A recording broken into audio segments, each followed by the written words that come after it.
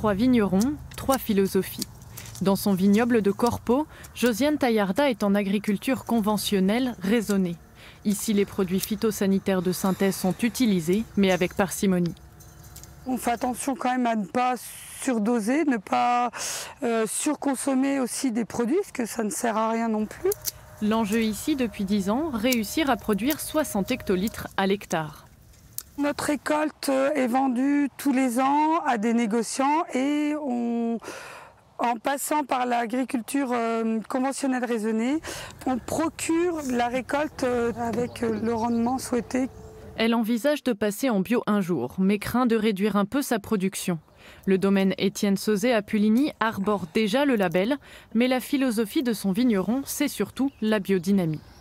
C'est essayer de sentir les choses dans un sol vivant et avec des astres autour qui vont influer aussi sur le comportement du végétal. Les pleines lunes, par exemple, on va avoir un peu plus de lumière nocturne, donc peut-être une pression mildiou-odium un peu plus forte de ces nuits-là. Donc c'est des petites choses comme ça qu'on va préciser. Laurent Martelet, à Blagny, va encore plus loin pour protéger l'environnement. Son obsession, réduire son bilan carbone.